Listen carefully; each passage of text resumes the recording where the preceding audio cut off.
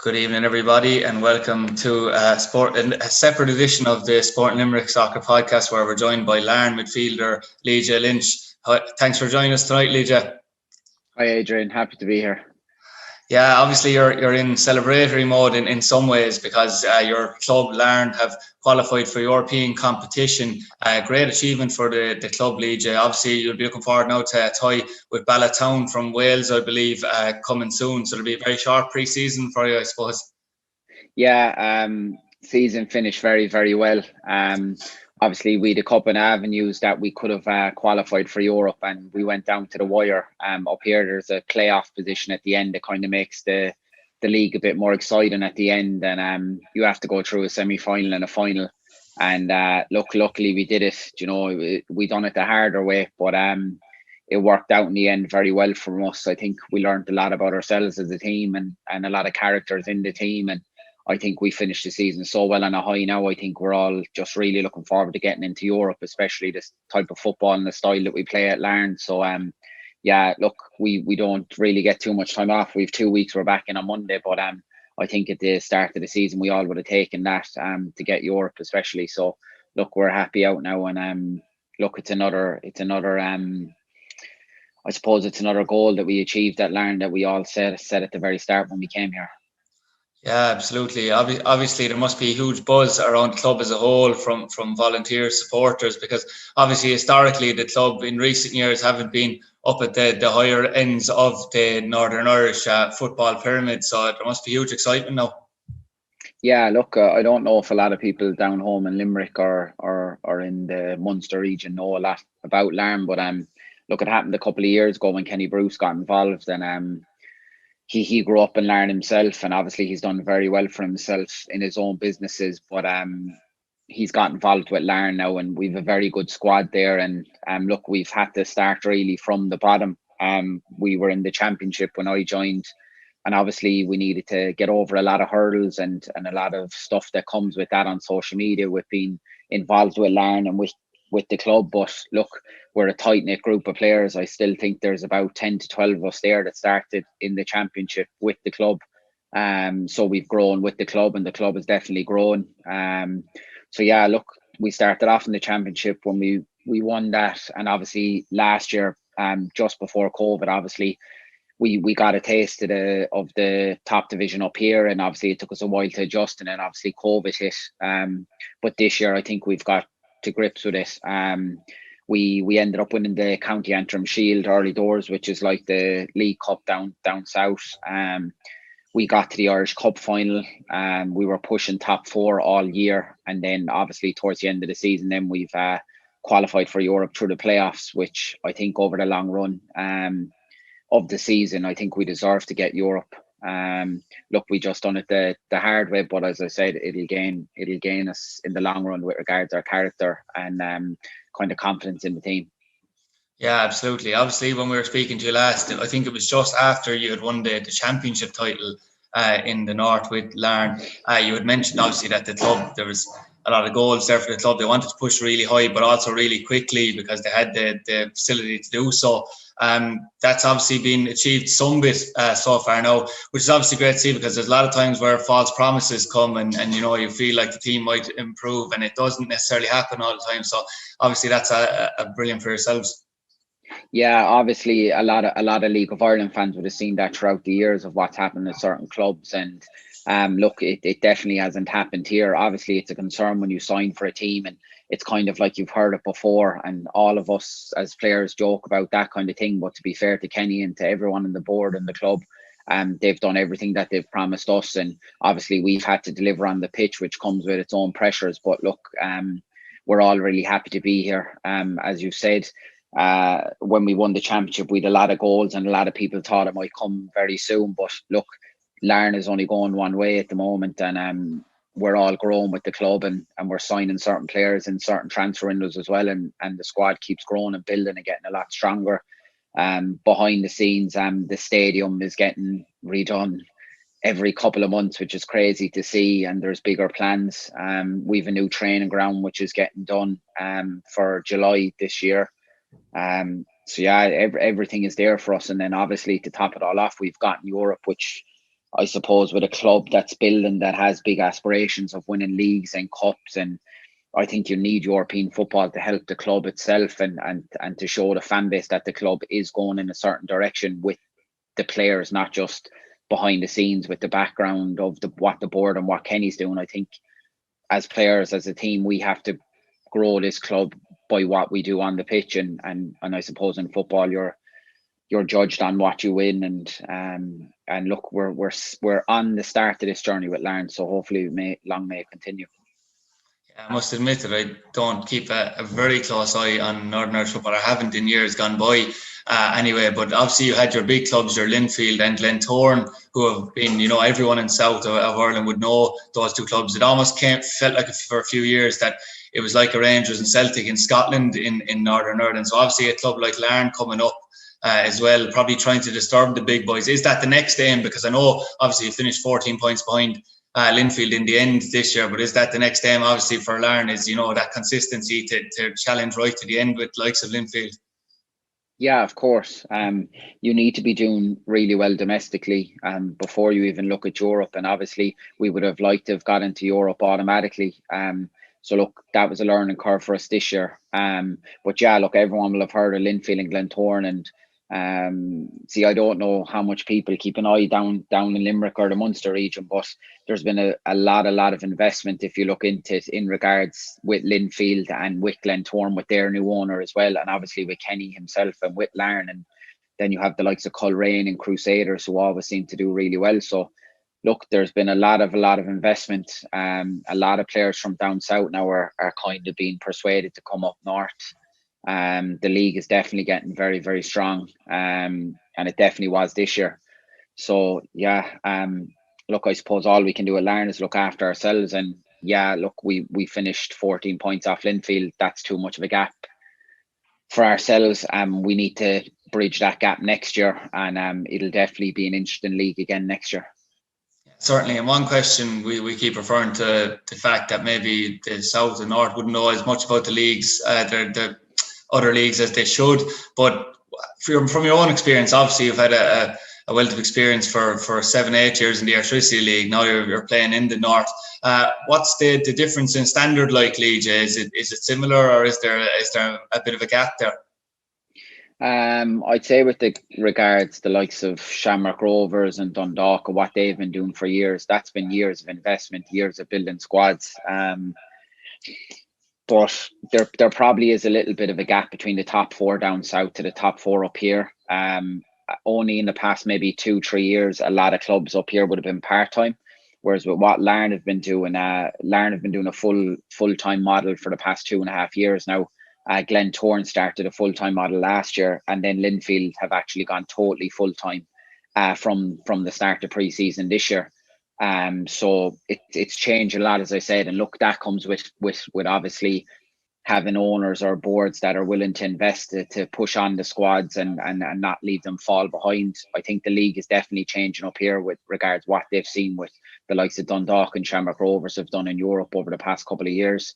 And as I said, me and a couple of the other lads from Dublin in our squad are noticing a lot of more lads looking to come up here now and being persuaded to come up here with regards budgets and regards what teams are doing domestically, and if they're playing in Europe, it's a big draw for a player. Yeah, absolutely. And I know that when I say this, it sounds like I'm pushing you on a bit. You're the same age as myself, obviously. But, the stability is obviously a big factor, Lige, as well. I think if I'm mistaken, you're going close now to being the longest, we'll say this, the longest you've spent at one single club. And obviously you're looking to remain there for another while. That stability at this stage of your career as well is obviously pretty important too. Yeah, I think you see it a lot down south with regards to League of Ireland, especially. A lot of players move around. Obviously, it's a very short career, and you need to look after yourselves and your families as well. And if lads have a good season, they might move on elsewhere.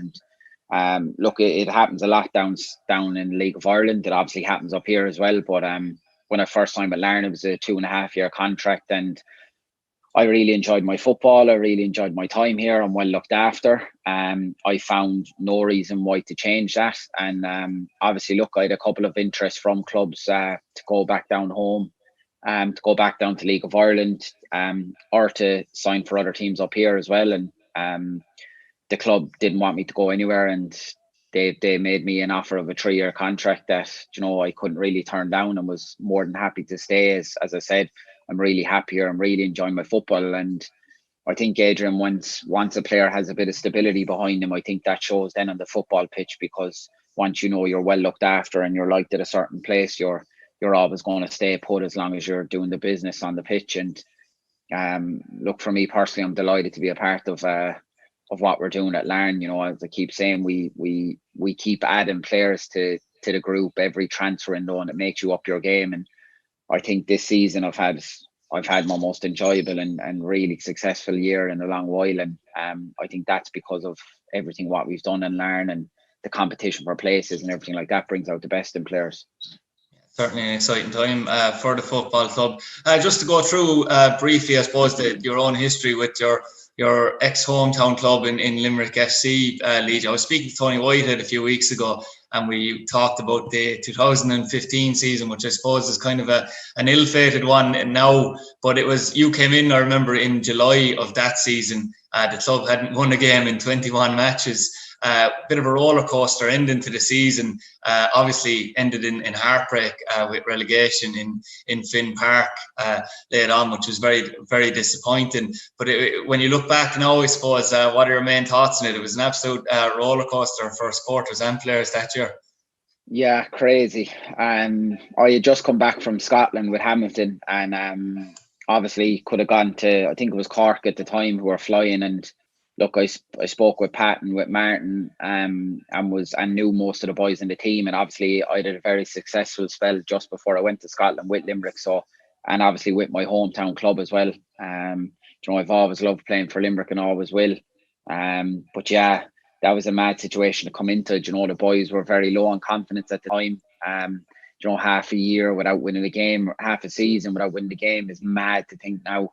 And yeah, I think it was the Bohemians game at home that it all changed, where we won 3-2, and it was just crazy. And to look back on it now, with a bit more experience, to go a whole half a season without winning a game is just crazy to think. But then to flip that on its head and go the next half of the season basically unbeaten.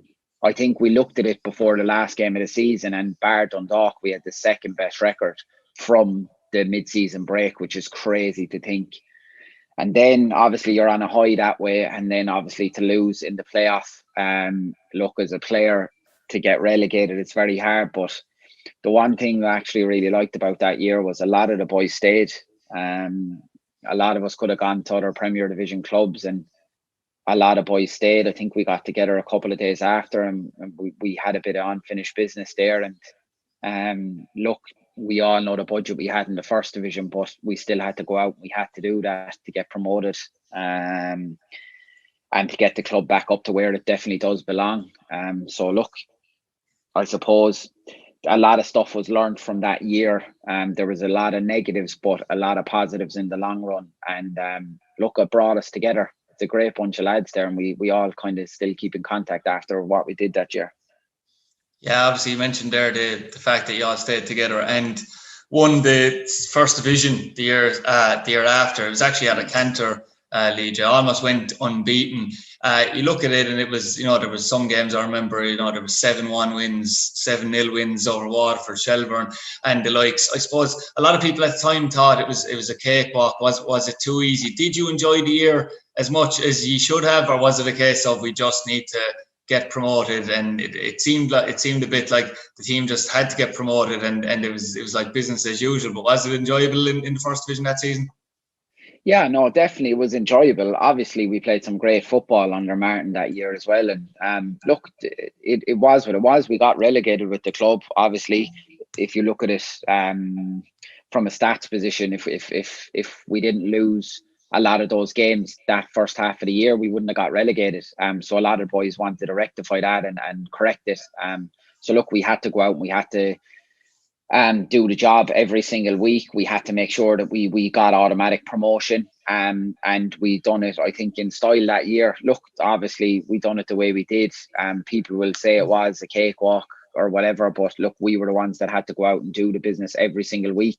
And obviously to top off that year, then we got to an EA Sports Cup final as well, which was a great year all around for the club. And then the Sports Cup final, Leeds, it was probably a sore one, I suppose, because obviously you scored a great goal yourself, actually, to open the scoring against St. Pat's. It took, I think it was 1-1 for a long period of time until Pat scored. I think it was three relatively late goals, which made it look like it was a very one-sided affair. It was probably a sore one for you not to get a win in front of a packed Marketsfield with home advantage too. Yeah, we'll always remember. I think every Limerick man will always remember that day with regards. I hear stories from my family and my uncles and my grandfather about what it was like in the old Marketsfield and the fan base there and what they did, and obviously when they won the league and the FAI Cup and playing in Europe. And look, every Limerick man wants to do that in their hometown club with their hometown fans supporting them. And look, it was a great day for the whole city.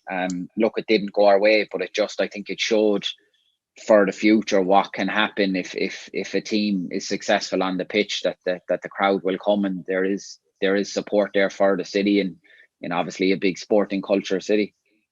Yeah, definitely. And I know that obviously the season after, you started the season 2017 with Martin Russell in charge, but just a bit on Martin, Lige, it's a funny one. I always loved watching matches with Martin's teams involved because you were guaranteed goals, but obviously he came in for a lot of criticism because people felt he didn't set up the team very well defensively, or they were too open because of the style of football. But in your position, I suppose, in the way you played, what type of influence did Martin have on you? Because he gave you the freedom to play, I suppose.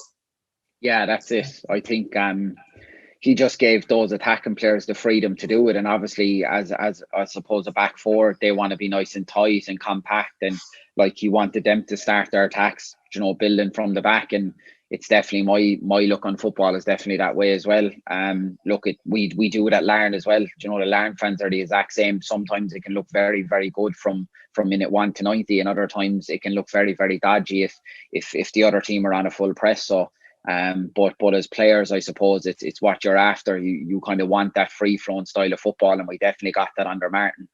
Under I think it was a total of 3 seasons in all together. Under Martin, I loved it. Like, I loved the football that we played. And I definitely think he had a big impact on the club over his time there.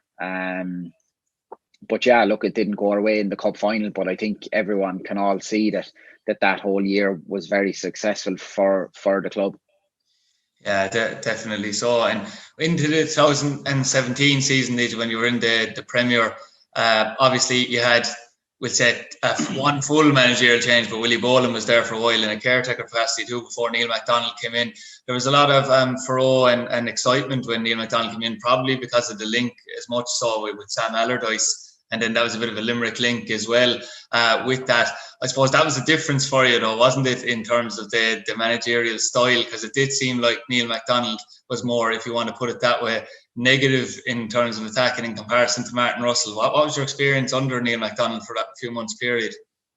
Yeah, being very honest, I got on very well with Neil. Got on very well with him. I think at the very start, I didn't know. Obviously, as you said, maybe the two styles were a bit different, but I actually knew a couple of players at the time that played under him when he was with Blackpool. So when he came in, look, we weren't winning games at the time. We were a very mixed bag of results. So I think Neil came in and wanted to maybe steady the ship a bit and steady the results. And look, he did that. Obviously, when I spoke to Neil myself, he kind of wanted to play a bit more expanding football, but we mightn't have had the squad or players to do that. But I suppose from his point of view, he came in and he done the job, and he kept us in the league that year. And obviously it was a change for us from Martin to Neil, but I think as footballers you have to roll with the changes. They happen a lot in football, and circumstances change really fast in football, and all we can do is go out and play when we're asked to play or where we're asked to play. And yeah, look, I'm being honest, I enjoyed my football under Neil as well. Certainly, and the Lynch's involvement in Limerick football, we know it stretches back a while, but it's continuing on as well, Lige. You have the formation of Treaty United men's team. Obviously, the women's side carried the flag for the club last season in its first year. The men's side's first season now this year. and your cousin Jack Lynch is captain of the club, and obviously you've got Tommy on commentary duty for LOI TV as well every week. Have you managed to catch many games, Legia, from Treaty so far this year? I remember actually listening on the radio to the Bray away game at the very start of the season, and then a couple of weeks back, I actually caught the last 10 minutes of I think it actually was Bray at home, when we nicked it in the end. So look, but I've been keeping in contact anyway. Through all my uncles have filled me in, and obviously I keep an eye on social media as well like that. And look, it's great to have a team back. I think what happened should have never happened in the first place. It's too big of a city, too big of a sporting culture to not have a professional men's team in the city. And look, it's fair play to the people that have come on and wanted to create a new club, obviously for different circumstances, but a new club, and to push that team in the right direction. And look, it's baby steps at the moment, but I think where they are now, fourth in the table, I think when I checked last week, which is absolutely which is unbelievable, unbelievable for a team of, I suppose, young kids looking to find their way. And the board, how they put the club and the team together, a lot of credit has to go to Tommy Baird as well. He really has a young squad there, and it's just showing how he's setting them up to play. They're really grinding out results, and now they have a lot of momentum with them. I suppose if it didn't go that way for them, it could be looking really bad at the moment, but they have the momentum now, and they're gaining experience game by game. I know that Tommy always says, Legia, it is game by game, and obviously that's a manager's job to keep expectations on the ground. But considering the way that first division is this year, and obviously your own experience of being in the League of Ireland, it's very topsy-turvy. But there is an opening there, regardless of, obviously the aim isn't promotion. But 12 games in now, if you're in that top 4 and 5, it's nearly halfway through the season. They'll nearly be a quiet word that they might actually make a playoff this year. Yeah, I suppose for Tommy, he needs to keep it game by game with regards to how young the squad is. But they've been doing unbelievable. Game by game, they're grinding out results, and they're keeping adding on the points to the table, and that's what they need to keep doing. Look, as regards, no one might have expected promotion, but if they're there at the end of the year, everyone's going to be delighted. If I'm not corrected, it's to 5th place, isn't it, to get playoffs? Yeah. So at the end of the day, it's definitely doable for them, and once it's a playoff, anything can happen. 2 semi-finals and a final, so anything can happen. And look, the club will grow and keep on growing. And I suppose, knowing how passionate the Limerick fans are, they're going to want to get back to the Markets Field as soon as they can and support this team, because from what they've seen and from what you might have thought at the start of the season, they're beating everyone's expectations, and long may it continue. And I hope that they keep doing well. Yeah, I noticed, might have been slipping the tongue, Legia, but you said we at the start of that piece a while ago. But maybe at the end of the rest of your contract, if Tommy's still in charge, he might be giving you a belt to come home. Well, look, I'm never going to say no to my hometown club. I feel like I've a bit of unfinished business there anyway. I would have loved for us as a team to have gone on a great run in the Premier. Even if we had a year where we were pushing those European places. So look, I'm still only 29 now, I suppose. So I've a good few years left, as long as I stay fit and healthy. And look, Adrian, I'll never be saying no to my hometown club. I would like to think I'd eventually play for them again, but for now I'm very happy at Larne and very secure at Larne. Oh, had to get that into the end, the real political answer. But thanks very much for joining us, Legia. And obviously we wish you the best of luck with the new season with Larne, which will obviously, as we know, be starting way earlier now with European football. And as you said, best of luck with it. And we hope to have you on again in the future. Thanks very much, Adrian. I'll speak to you soon.